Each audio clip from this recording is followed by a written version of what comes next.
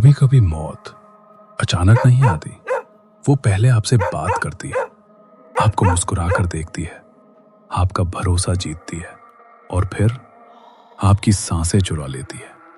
ये कहानी है अरविंद की और उस औरत की जिसका नाम था रागिनी। रात के 10:30 बजे गांव बेलापुर सो चुका था।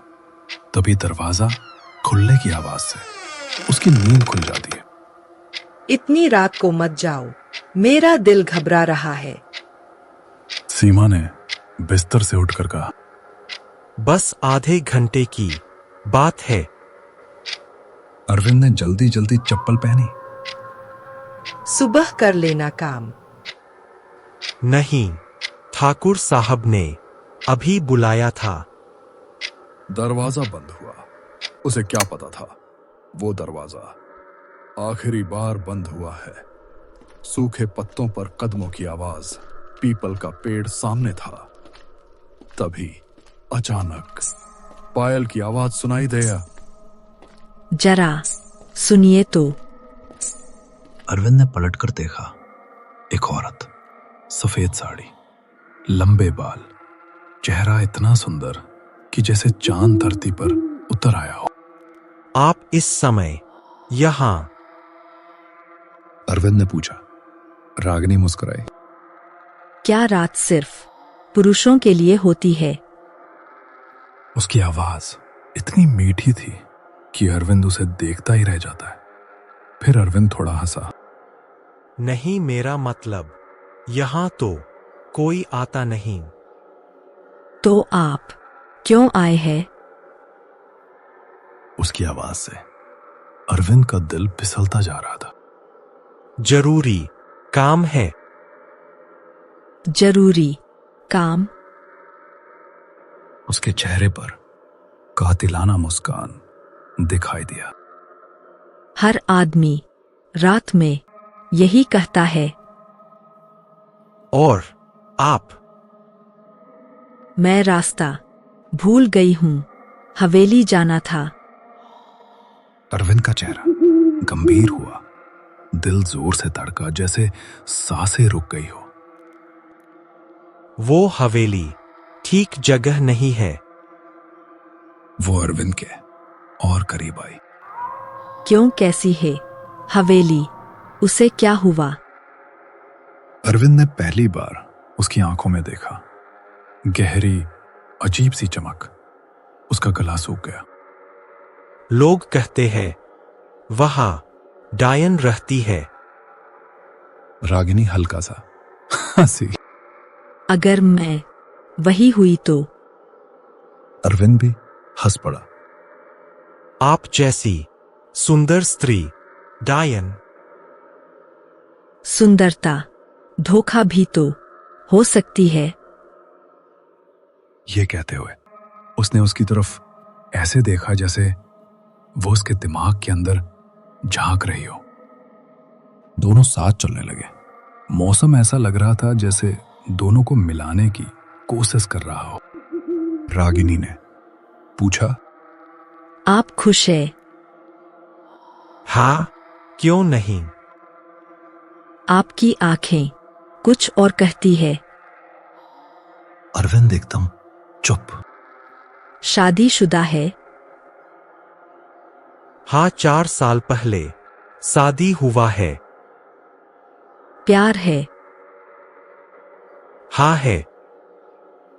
लेकिन दिखता तो नहीं। उसने मुस्कुराकर पूछा। अरविंद ने पहली बार खुलकर कहा, कभी कभी लगता है कोई मुझे समझता नहीं। रागिनी धीरे से बोली। मैं समझती हूं। हवा थोड़ी और ठंडी हो गई। अगर आज की रात रुक जाए और सिर्फ हम दो हों, तो आप क्या करेंगे?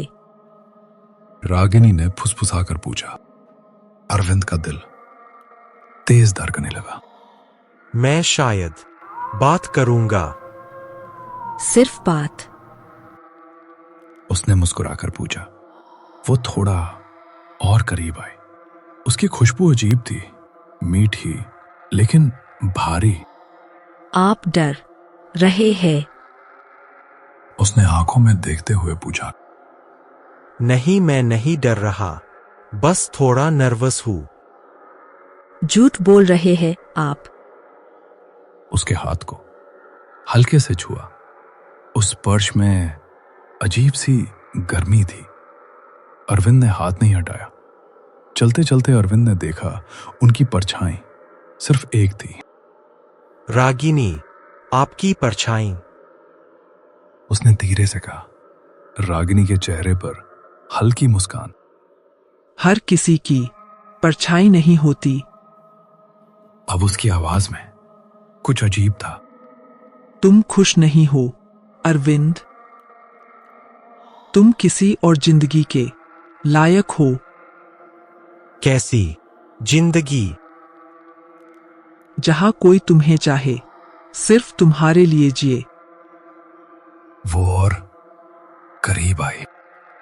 अगर मैं कहूं मैं तुम्हें चाहती हूं। अरविंद का दिमाग सुन्न हो गया। ये गलत था, लेकिन वो हट नहीं पा रहा था। मैं तुम्हें वो जिंदगी दूंगी जहां कोई झगड़ा नहीं, कोई शिकायत नहीं, सिर्फ चाहत।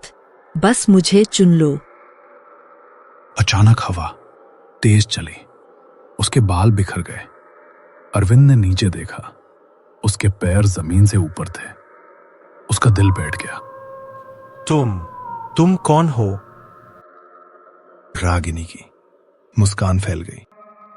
जिसे तुम चाहते थे। उसका चेहरा बदलने लगा। सुंदर त्वचा फटने लगी। आंखें लाल, दांत लंबे, लेकिन आवाज अब भी मधुर थी। डरो मत, मैं तुम्हें दर्द नहीं दूंगी। तुम मुझे चाहते थे। वो फुसफुसाई। बस मान लो और सब आसान हो जाएगा। उसने उसके चेहरे को छुआ। उसका स्पर्श अब बर्फ जैसा ठंडा था। मैं तुम्हें वो सुकून दूंगी जो तुम्हें कभी नहीं मिला। हवा अचानक शांत हो गई, जैसे पूरा जंगल उनकी बात सुन रहा हो। अरविंद की सांसें तेज थी। कैसा सुकून? उसने मुश्किल से पूछा। रागिनी मुस्कुराई। जहां कोई शिकायत नहीं होगी, कोई जिम्मेदारी नहीं होगी, कोई झगड़ा नहीं होगा। वो धीरे से उसके सीने पर हाथ रखती है। बस तुम और मैं। उसका स्पर्श अब बर्फ जैसा ठंडा था, लेकिन अजीब बात, अरविंद को वो ठंड सुकून दे रही थी, जैसे अंदर की सारी आग शांत हो रही हो। तुम थक गए हो ना? उसने हाँ में सर हिलाया। मैं जानती हूं। वो उसकी आंखों में देखती रही। तुम हमेशा सबके लिए मजबूत बने रहे, लेकिन आज मेरे सामने कमजोर हो सकते हो। अरविंद की आंखों में आंसू आ गए। किसी ने उसे इस तरह कभी नहीं देखा था। मैं तुम्हें उस दुनिया में ले जाऊंगी जहां दर्द नहीं होगा। कहा कैसी दुनिया? अरविंद ने धीमे से पूछा। रागिनी ने मुस्कुराकर कहा, जहां से कोई वापस नहीं आता। तभी अरविंद को अपनी पत्नी की आवाज याद आई। इतनी रात को बाहर मत जाओ। उसका दिल जोर से धड़का। ये सुकून किस कीमत पर? उसने कांपते हुए पूछा। रागिनी की मुस्कान थोड़ी बदल गई। अब वो मीठी कम और रहस्यमय ज्यादा थी। बस अपनी सांसें मुझे दे दो।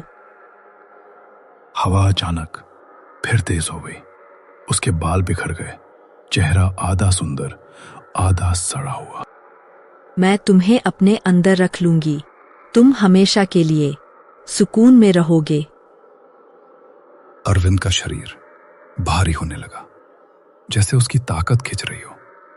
उसने आखिरी बार आसमान की तरफ देखा।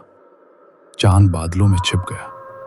रागिनी ने उसकी आंखों पर हाथ रखा।